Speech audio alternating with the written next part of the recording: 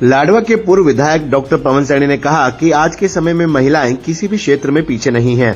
महिलाओं के कल्याण के लिए केंद्र व राज्य सरकार ने अनेकों योजनाएं चलाई हैं, जिनकी मदद से महिलाएं आत्मनिर्भर और स्वावलंबी बनी हैं। केंद्र की योजनाओं का लाभ उठाकर ग्रामीण क्षेत्र की महिलाएं भी अपने आर्थिक जीवन में सुधार कर रही हैं और अपने परिवार के पालन पोषण में बराबर की भागीदार बनी हैं। पूर्व विधायक डॉक्टर पवन सैनी लाडवा उपमंडल के गांव खेड़ी गादियान, धनोरा जटान, रामगढ़ व लाठी धनोरा में विकसित भारत संकल्प एवं जन संवाद यात्रा के दौरान आयोजित कार्यक्रमों में ग्रामीणों को संबोधित कर रहे थे। डॉक्टर पवन सैनी ने कहा कि विकसित भारत संकल्प यात्रा के दौरान गांव में हर शिकायत का पूर्ण समाधान करवाया जा रहा है, इसलिए ग्रामीणों को उनके घर द्वार पर आए इस कार्यक्रम का लाभ अवश्य उठाना चाहिए। उन्होंने कहा कि बच्चे देश का भविष्य हैं और यदि बच्चों की परवरिश सही प्रकार से होगी तो देश भी मजबूत होगा। प्रधानमंत्री मातृत्व वंदना योजना इस दिशा में सरकार का एक महत्वपूर्ण और बेहतरीन निर्णय साबित हुआ है।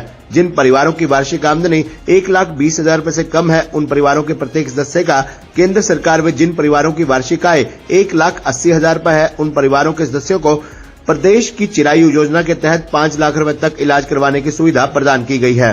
उन्होंने कहा कि जिस परिवार की आमदनी 1,80,000 रूपए से कम है, यदि उस परिवार के 60 वर्ष के कम आयु वाले कमाने वाले व्यक्ति की मृत्यु हो जाती है, उसे दयालु योजना के तहत सरकार की ओर से 5 लाख रुपए की आर्थिक सहायता दी जाती है। उन्होंने बताया कि भारत की संस्कृति और विरासत बड़ी समृद्ध है। हमें अपनी विरासत पर गर्व होना चाहिए और वह दिन अब दूर नहीं जब हम पूर्ण रूप से विकसित होंगे। प्रधानमंत्री नरेंद्र मोदी के नेतृत्व में देश निरंतर आगे बढ़ रहा है। इस दौरान ग्रामीणों को भारत को वर्ष 2047 तक देश को विकसित राष्ट्रों में शुमार करने की शपथ भी दिलाई गई। उन्होंने सरकारी विभागों द्वारा लगाए गए स्टॉलों का निरीक्षण किया और अधिकारियों एवं कर्मचारियों को निर्देश दिए कि वे योजनाओं का अधिकाधिक लाभ ग्रामीणों को प्रदान करें। इस मौके पर सरपंच बलविंदर कुमार, सरपंच सुभाष चंद्र, सचिव अजय कुमार, सचिव प्रदीप पांचाल, ब्लॉक समिति चेयरमैन पूजा देवी, कुलदीप सिंह, राम कुमार, नाथीराम आदि भी मौजूद रहे। आप हरियाणा के मुख्यमंत्री बनने जा रहे हो तो करनाल की तो काय पलट कर दोगे। साथियों, मैं नमन करना चाहता हूं माननीय मनोहर लाल जी को। मनोहर लाल जी ने कहा था मैं एमएलए करनाल का दे सकूं लेकिन मुख्यमंत्री पूरे हरियाणा का। और मैं डंके की चोट पर कह सकता हूं, आप मोरनी की पहाड़ियों से लेकर के और हिसार रोड पे जो 152 जो सड़क जा रही है, चूरू जिले के अंदर एंट्री कर रही है राजस्थान के अंदर, हरियाणा का आखिरी गांव है जुप्पा कला। इधर साथ में बाई तरफ लोहारवा लगा, दाई तरफ जो है ना नड़वा लगा, उस आखिरी गांव में भी ग्रांट उतनी लगी है जो मोरनी की पहाड़ियों पे लगी है, धनोरा जटान में लगी। केवल वो कोना नहीं बता रहा हूं मैं, अगर पलवल जाते समय, अगर जो है ना इधर नौ से जाते समय फिरोजपुर जिरका से जब राजस्थान के अंदर एंट्री करोगे, वहां के आखिरी गांव में भी वैसा ही विकास कार्य। अगर नार रोड के रास्ते जाओगे, नांगल चौधरी विधानसभा क्षेत्र आखिरी विधानसभा क्षेत्र है महेंद्रगढ़ जिले का, उसका भी आखिरी गांव थानावास गांव है। ये मैं वैसे नहीं ले रहा हूं, खाम का फर्जी नाम बता रहा हूं आपको, आप सर्च करके देख लेना। मैंने सारा हरियाणा घूमा, सारा देश घूमा, उस गांव के अंदर भी आपको इसी प्रकार के विकास कार्यों की खुशबू आई। ये केवल लाडवा विधानसभा क्षेत्र में नहीं, पूरे हरियाणा के अंदर माननीय मुख्यमंत्री जी ने विकास कार्य करवाए। साथ ही इसलिए मनोहर लाल जी ने कहा मैं एमएलए करनाल का हूं, लेकिन मुख्यमंत्री सारे हरियाणा का। नहीं तो उस समय लोग बोला करते थे भी ऐसे मुख्यमंत्री बन गए, खास सारी जगह से रहे, बताते थे, फार्मूला बताते थे, चुटकुले खड़ते थे भी ये कांग्रेस की सरकार, इसकी तो ये भैंस ऐसी होगी भी घास तो चर के आती है और जगह से दूध देती है रोहतक में। और आप पता कर लेना, जैसे रोहतक लोकसभा जींद रोड पे खत्म होती थी, 4 लाइनिंग वहीं बंद हो जाती थी। और जैसे हिसार रोड पे रोहतक लोकसभा खत्म होती थी, वहीं विकास कार्य बंद। और जैसे करना इस पे कलानौर रोड पे जब आप भिवानी जाते हो, दादरी जाते हो, जैसे लोकसभा रोहतक खत्म होती है, विकास कार्य बंद।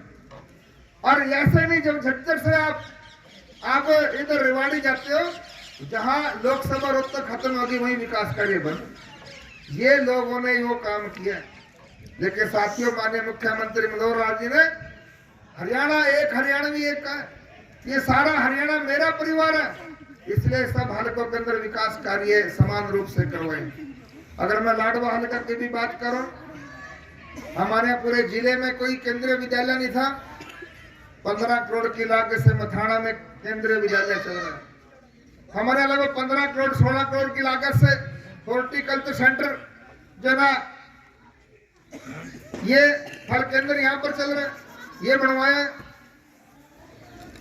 हमारा यहाँ ITI बलौलपुर के अंदर बनवाई है, वो चल रही है।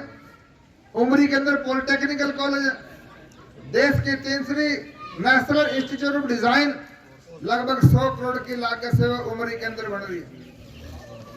थनेसर ब्लॉक बहुत बड़ा था, माननीय मुख्यमंत्री जी से मांग करे 110 ग्राम पंचायतें, बीडीओ को साल तक तो सरपंचों की शकल का नहीं पता होता, तो नाम तो दूर की बात है।